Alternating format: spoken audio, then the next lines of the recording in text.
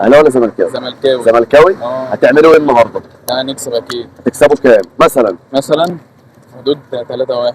حدود 3-1. 3-1. طب الراجل الاهلاوي ده مش عايز يسجل معانا ليه؟ عشان ما اتفرجش على الماتش بتاع امبارح. طب ينفع اهلاوي ما يتفرجش على الماتش؟ ده الطبيعي بتاع الاهلاويه اصلا. اجيبك في التصوير دلوقتي؟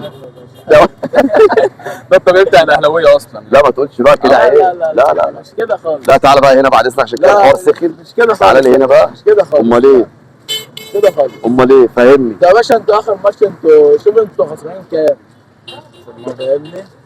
اخر ماتش ما بيننا وما بينكم انتوا خسرانين كام؟ عادي ما عملتوش اي حاجه اساسا في الماتش. المشكله ان احنا ما بنعملش، ما بنعرفش نعمل حاجه. طب وده كلام؟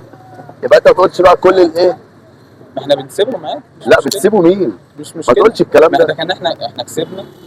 ماشي، ده كل ده بتبقى توفيق ربنا. تمام. احنا كسبنا بيراميدز ضربات جزاء ورحنا وعملنا ولعبتنا رجاله والحمد لله وعدت على خير. انتوا جيتوا الماتش اصلا؟ ماتش النهائي جيتوا؟ اتفرجت على النهائي؟ اتفرجت على النهائي؟ ايوه يا باشا. هما جم ماتش الاهلي والزمالك في السوبر المصري؟ ما حدش شافهم اساسا ولا شافوا وشهم اساسا. امال ليه بقى بيقول لك احنا سيبنا اللعيبه تكسب وسيبنا الاهلي يكسب ومش عارف يا ايه؟ باشا هم الزملكاويه معروفين.